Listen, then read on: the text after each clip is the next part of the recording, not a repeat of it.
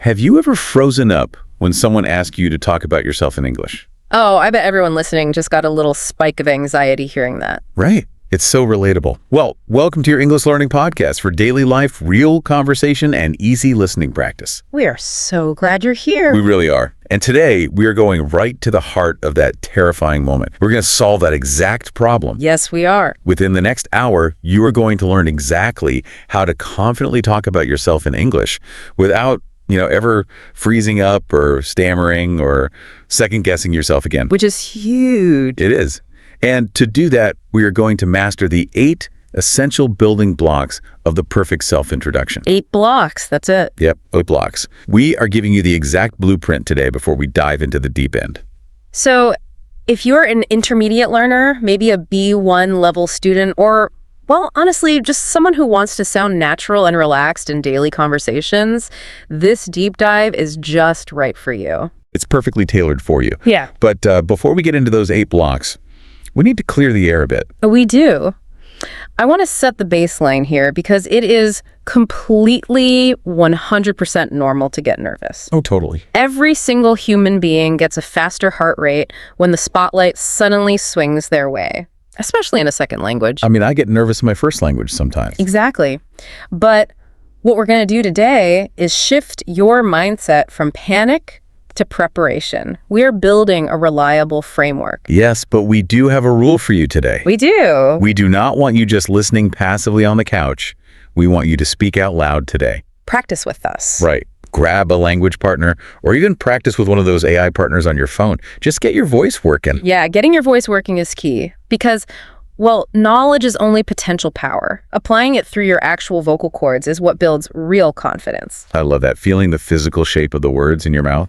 So why are we dedicating an entire deep dive strictly to the arts of introducing yourself? Because it seems so basic. Right. On the surface, yeah. Just, hi, my name is whatever. Right. But there is a massive undercurrent here. An enormous undercurrent. Because if you think about it, introducing yourself is arguably the single most critical social skill you can develop. Because you use it everywhere. Absolutely everywhere. Meeting new classmates, joining a new company, a new neighbor moving in. Or making online friends and gaming community. Yes. Job interviews, language exchanges. It's the universal entry point into human connection. And if you stumble and panic during those first 10 seconds, people judge that. They really do. It's human nature. It's unfair, but it's true. So let's unpack that feeling of panic first. Let's do it. Imagine this. It's Tuesday night. You're sitting in a circle at a language exchange. Oh, I know this feeling. Right. The organizer says, all right, everyone, let's go around the room and introduce ourselves. And the panic sets in. You start doing the math. Okay, 4 people ahead of me. Now 3 people. 2. It feels like a slow train coming right at you. Yes. Yes. Slow train, and you're tied to the tracks.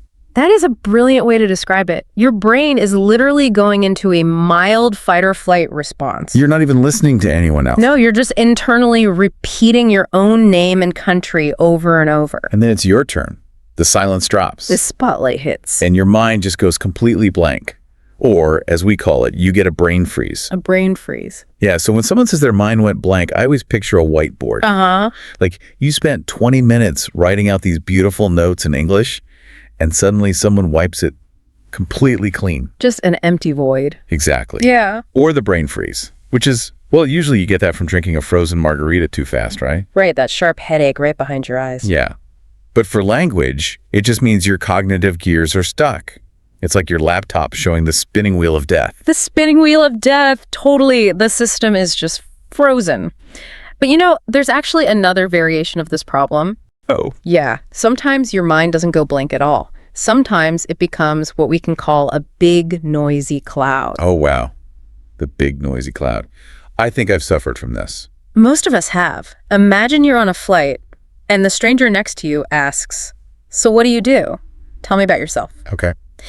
Instantly, instead of a blank whiteboard, you have an explosion of data. Right, because that question has no boundaries. Exactly. So your brain offers you everything. Your day job, your master's degree, your family, your favorite type of coffee all at the exact same millisecond. It's just a giant, confusing cloud of information. Yes. And because you have no filter, you just grab whatever thought floats by. So you jump from your IT job to your pet cat to your hometown. And the person listening is just blinking, completely lost. You sound chaotic. Not because your English is bad. Exactly. Your pronunciation might be perfect, but you lack a narrative structure. Which brings us to the solution. The short movie script. The short movie script. Now, we don't mean a rigid, robotic monologue. Right, don't sound like a robot. It's a prepared, calm, modular way to talk about yourself. You know the structure in advance. It's like cognitive offloading. That's the exact scientific term for it. I always think of it like carrying a sturdy umbrella in your bag. Oh, I like that. Yeah, so when the rain suddenly pours down or someone suddenly asks about you, you don't panic. You just calmly open your umbrella. You're protected. You built that umbrella on a sunny Saturday afternoon, so it's ready for the storm. Exactly. But you can't just have one generic script for everywhere, right? No, absolutely not. You have a core script, Yeah. but you have to adjust it. Which brings us to a crucial concept. Reading the room. Reading the room, comparing atmospheres. Right. We have 3 main atmospheres. Informal, semi-formal, and formal. Let's start with informal. This is a cafe, a weekend party. People are laughing, holding coffee. The energy is fluid. No one wants a serious speech there. Right. You'd actually make people uncomfortable. Then there's semi-formal. Which is tricky. It's a hybrid, friendly but professional. Industry conferences, networking meetups. You're smiling, but maintaining professional respect. You want to be approachable, but capable. Exactly. And finally, formal. High stakes. Job interviews, office meetings. Let's do a comparison exercise. Okay. Meeting a friend's buddy versus a job interview. Good contrast. Say you're at a friend's game night. Someone is sitting on the sofa eating pizza. Right. You would never walk up, bow your head, and say, "Good afternoon. It is a tremendous pleasure to make your acquaintance today." The pizza guy would look at you like you time traveled from the 1800s. Exactly. It creates this weird psychological distance. Flip it. You're walking into a bright boardroom for a job interview. You're in a suit. Right. You wouldn't give the hiring manager a fist bump and say, "Hey, yo, what's up?" Oh my gosh, no. But some learners watch TikTok and pick up street slang, thinking it makes them sound fluent. Oh, I see that a lot. Yeah. But if you don't use highly casual street slang in a professional setting in your native language, do not use it in English. It sounds totally jarring. It does. It shows a lack of professional judgment. You have to match the energy of the room. It's a dance. Exactly. And hey, speaking of energy, if you are enjoying learning with us today and finding this helpful, please take a quick second to like, share, and subscribe to the channel right now. It really helps us keep bringing you these deep dives. It does. Okay, let's get into the mechanics. The first block is your greeting, followed by your name. Right. Let's look at informal greetings first. At that pizza party, keep it simple. Hi, hey, or hey there. Short and sweet. What about semi-formal? Add a touch of polish. Hi there. Or just the word morning. Oh, I love just saying morning. It's brilliant. It's a relaxed version of good morning. It respects the environment, but stays friendly. I use it at the office all the time. Yeah. And for formal, You need the full phrase. Good morning. Thank you for seeing me today. it shows profound respect. And right after the greeting comes your name. Informal. Use the contraction. I'm David. Hey, I'm David. Exactly. But formal. Elevate it. Hello, my name is David. Or even use the last name. My name is David Chen. Yes, it carries more weight. Now, knowing the words is one thing. How you say them is the actual magic. Right, the rhythm of spoken English. English is a stress-timed language. Yes, the rhythm comes from emphasizing the important words, not giving every syllable equal time. Let's practice that rhythm. I want our listeners to repeat after me out loud. Let's do the formal practice first. Listen to the micropauses. Listen closely. Hello, Good. my name is... Nice. Nice to meet you. Notice how the pitch goes up on hello, stays steady on the name, and warms up at the end. Let's try the informal practice. It's punchier. Repeat out loud. Go ahead. Hey, I'm at the Ambio. Good. Nice to meet you. It's fascinating how physical mechanics change how those words are received. What do you mean? I mean smiling. Adding a genuine physical smile changes the acoustic properties of the words. Wait, really? Yes. Your lips pull back, it shortens your vocal tract, and makes the vowels sound brighter and friendlier. So even on a phone call with the camera off, they can literally hear a smile. They absolutely can. That is pure acoustic magic. So smile when you introduce yourself. Always. Okay, we have the greeting and name. Next block is the life map, where you were from and your living situation. Keep where you're from incredibly simple. The pattern is city plus country. I'm from Osaka in Japan. Exactly. It anchors the listener geographically. But what if my story is complicated? Born one place, grew up another, Live somewhere else. Condense it. I was born in a small town in England, but now I live in Madrid. Done. I know so many learners get trapped by what you call heavy grammar here. Oh, heavy grammar is a massive liability in casual conversation. Like trying to use the present perfect continuous. Yes, like trying to say, I have been living in Madrid for 3 years. It's beautiful grammar, but if it causes you to freeze or stammer... It's just not worth the mental energy. Exactly. Just keep it light. Light grammar is easy to carry. Just use simple present. I'm from Poland. I live in Berlin. Flawless, zero mental gymnastics. That's a huge relief. Think of it like giving someone a friendly, hand-drawn map of your life on a napkin. Not a satellite GPS tracking system. Right. They don't need your exact coordinates since birth. A friendly hand-drawn map. I love that. All right. Next part of the life map is family and home. Very human topic. You can just say, I live with my parents. Or, I live alone in a small apartment. There's some specific cultural terms here that confuse people, like shared flat. Oh, yes. A flat is the European and British term for an apartment. Shared just means you live with roommates. You're dividing the rent and the chore chart. Exactly. Another one is only child. Some adults feel weird saying it. Because they aren't children anymore. Right. But it's a fixed phrase. It just means you have 0 brothers and sisters. But a quick expert tip here. Don't overshare. Right. No family secrets. You don't need to explain your cousin's divorce in the first 5 minutes. Keep it to a friendly snapshot. Good advice.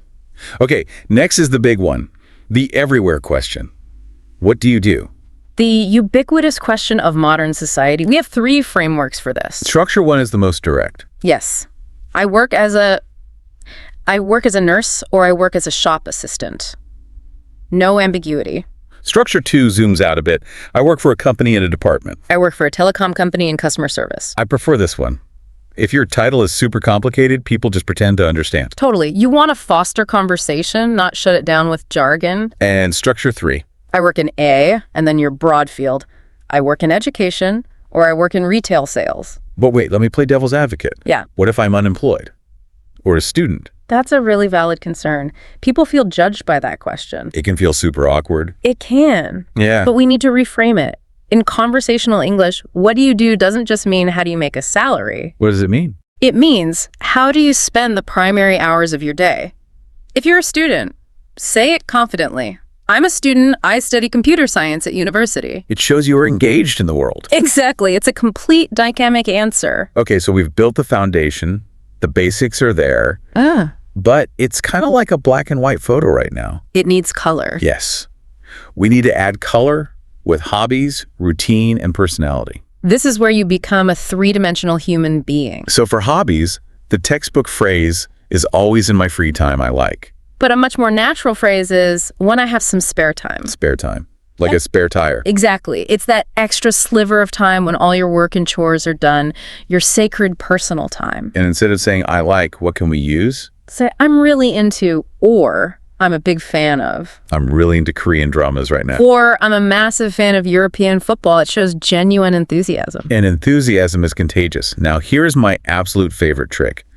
The power of contrast. Oh, it's a highly advanced psychological technique. Instead of just listing things, I like cats, pasta, and sleep, you contrast something you love with a harmless thing you hate. Right.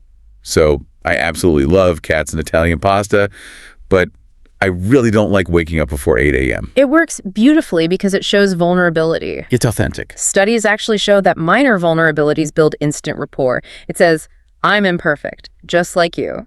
It makes them smile. Next is daily routine, but a warning. Do not give a minute-by-minute diary. Please don't. No one needs to know you brush your teeth for exactly 2 minutes. Right. Keep it broad. On weekdays, I usually wake up around 7, head into the office, and in the evening, I study English. A beginning, a middle, and an end. And the final splash of color is personality adjectives. Let's use 3 useful ones. Talkative, meaning you enjoy chatting. Patient, meaning you can wait calmly without losing your temper. And curious, meaning you want to learn new things. You can even use the contrarian trick here. I'm a bit shy at first, but I become much more talkative when I'm comfortable. Or defer to others. People usually say I'm pretty hardworking. That sounds so humble and smooth. It really does. Okay, we've done past and present. The final piece is future plans. People want to know your drive. Why are you learning English? My main goal right now is 2. Or one of my biggest dreams is 2. I'd like to travel more extensively.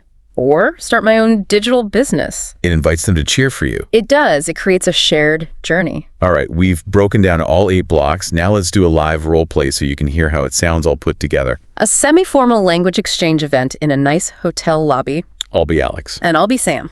Listen to how the blocks connect effortlessly. Here we go. Action. Hi there, I'm Alex.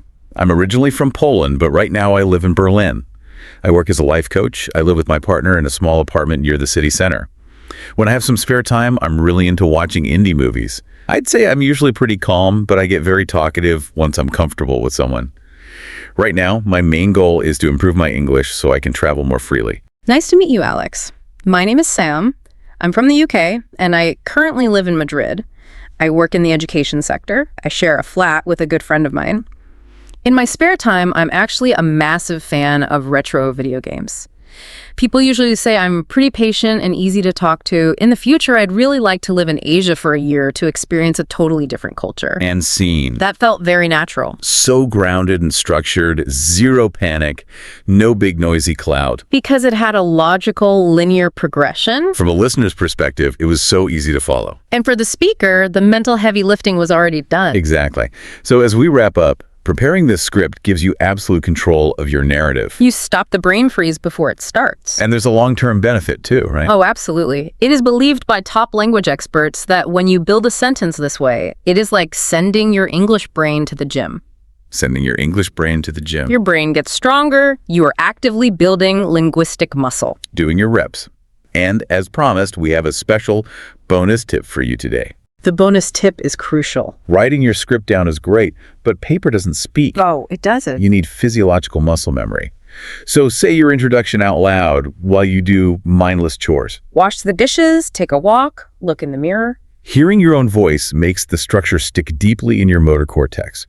It becomes a physical reflex. So when your heart rate spikes, your mouth just goes on autopilot. The muscles take over. That's how you beat the panic. It's so powerful. All right, we want to hear from you now. Please write your feedback in the comments.